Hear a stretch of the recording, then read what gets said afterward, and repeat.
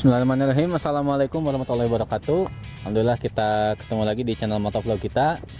Nah, seperti biasa kali ini kita akan mereview nih salah satu motor legendaris.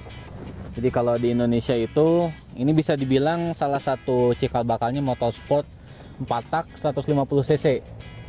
Jadi walaupun pada masa-masa sebelumnya sudah banyak motor-motor 150 cc 4 tak, namun yang benar-benar bergenre sport dan dengan status impor resmi, ini bisa dibilang ini merupakan salah satu motor pertamanya.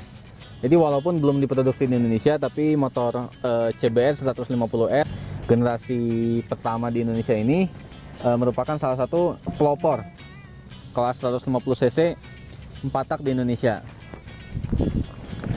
Nah, perlu teman-teman ketahui, jadi statusnya itu CBU atau Complete Build Up. Jadi memang benar-benar murni dia diimpor secara utuh, jadi tidak ada yang dirakit di sini, tidak ada spare part yang diproduksi oleh Indonesia. Jadi benar-benar full dari ujung bawah, dari ban sampai atas itu dia memang statusnya itu impor semua. Dan negara asal pembuatannya itu dari Thailand.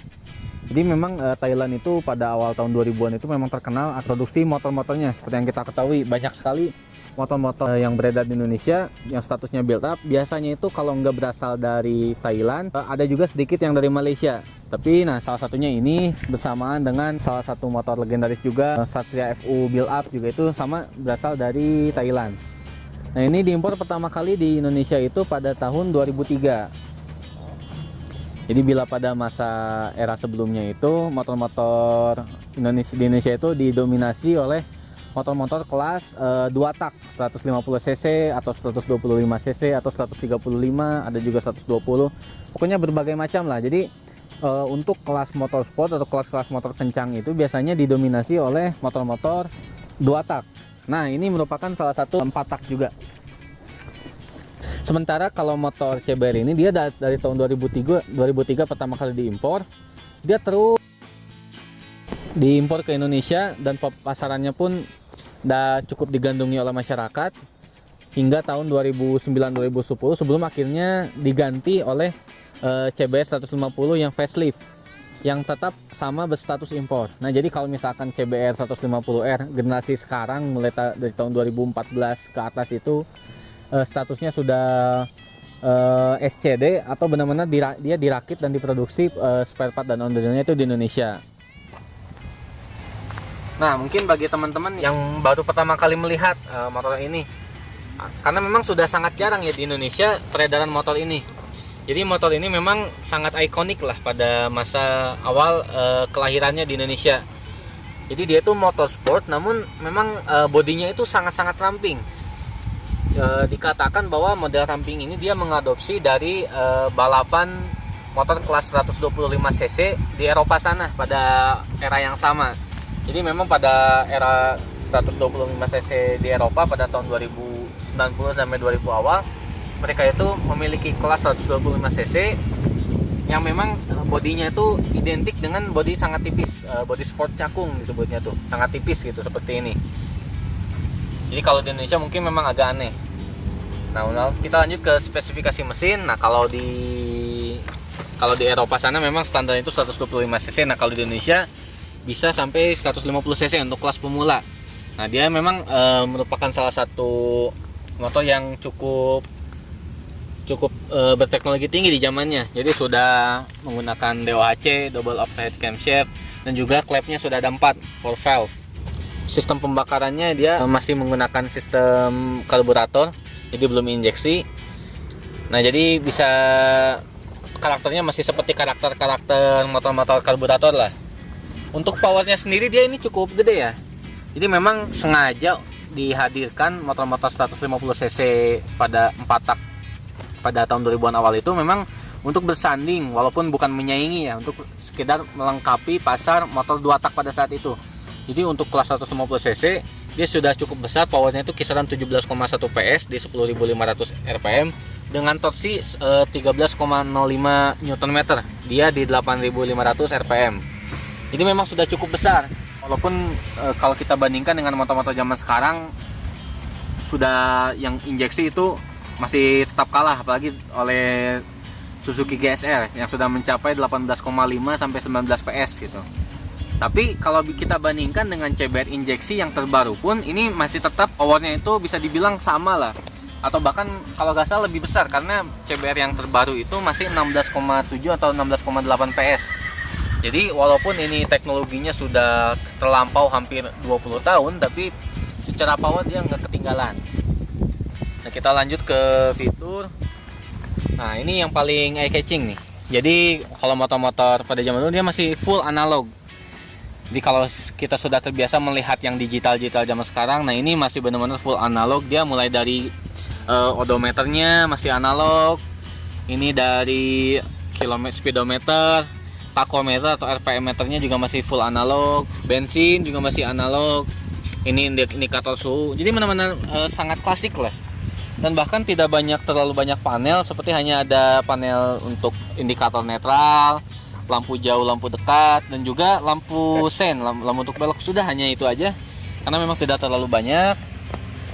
Dan sistem pengunciannya pun dia masih sistem penguncian yang standar, seperti motor-motor pada zamannya, walaupun sudah shutter lock seperti ini.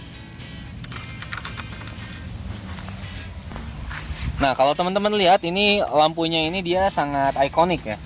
Jadi CBR zaman dulu, kalau misalkan teman-teman sering lihat, kalau zaman sekarang lampunya itu hanya ada satu. Nah, kalau zaman dulu itu lampu banyak kayak gini tuh masih lazim gitu. Dia sampai ada 4 lampu, 2 untuk lampu stop lamp dan 2 untuk lampu sein. Depannya dia juga sama, memiliki 4 lampu, 2 lampu headlamp dan 2 lampu sein.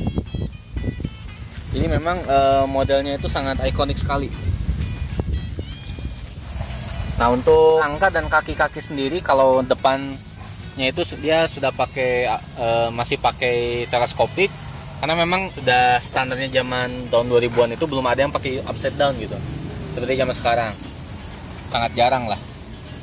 Nah, ini merupakan salah satu yang paling terlihat lah, yang membuat ini walaupun motor ini mungil, tapi dia akan terlihat sangat kekar. Itu yang pertama, karena si frame-nya itu dia Delta Box. Jadi merupakan salah satu motor pertama yang berada di pasaran sudah menggunakan Delta Box. Kalau sebelumnya sudah ada FXR. Jadi memang teknologi motor zaman dulu tuh dia secara spesifikasi itu baik rangka mau itu sangat tinggi. Jadi sudah ada Delta Box hingga akhirnya kemudian disusul oleh Fiction gitu. Nah, ini kalau misalkan ini masih besi hollow kotak seperti ini, masih standar, dan dia depan belakang sudah double disc.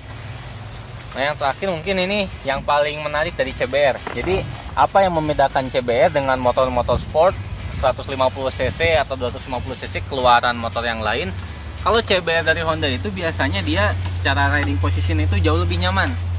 Jadi dia walaupun motor sport tapi tidak terlalu menunduk. Walaupun mungkin ada beberapa orang yang memang justru lebih suka dengan karakter stang yang jauh lebih menunduk.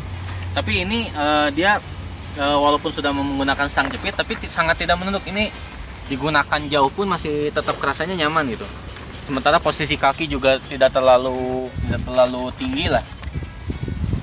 Dan ini pun motornya nggak sampai jinjit lah. Saya tingginya di bawah 170 cm, tapi saya pakai motor ini tidak jinjit. Kemudian ini yang terakhir, cara menyalakannya dia hanya ada satu cara. Jadi menggunakan electric starter saja. Dia tidak ada kickstarter. Jadi kalau misalkan menggunakan motor seperti ini, patut diperhatikan, itu sangat patut diperhatikan adalah permasalahan aki. Jadi kalau aki udah habis ya mau gak mau harus didorong, karena tidak ada lagi cara untuk menyalakannya gitu selain menggunakan electric starter.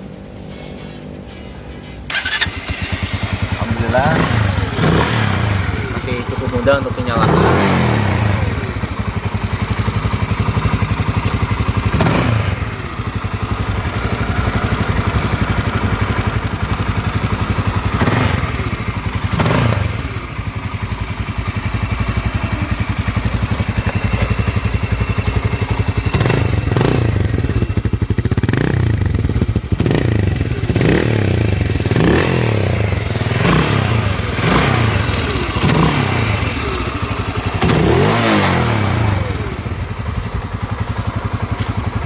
Ini masih menggunakan sistem pembakaran, sistem bakaran karburator, tapi secara power dia masih tetap bisa bersaing lah, walaupun nggak menang-menang banget dari motor kelas 150 cc zaman sekarang.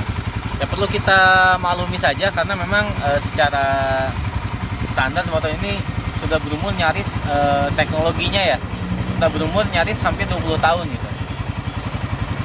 Tapi secara power, secara driving position, nah mungkin ada satu hal yang terasanya akan sangat berbeda, di mana getaran motornya ini dia itu akan terasa lebih kencang dibandingkan dengan motor-motor injection. Ditambah suara mesin dan suara saluran udaranya pun jauh lebih kencang gitu. Nah ini masih mudah untuk mencapai 13 red line, kita coba. Nah ini kebetulan masih full standar lah motornya. Jadi kalau misalkan biasanya cukup mengganti CDI, busi, dan juga karburator, bisa pakai karburator P28 yang asli Thailand, itu akan sangat mendongkrak performanya cukup signifikan gitu. Tapi mungkin memang berbanding dengan pemakaian bahan bakar yang digunakan. Mungkin itu saja untuk review kali ini.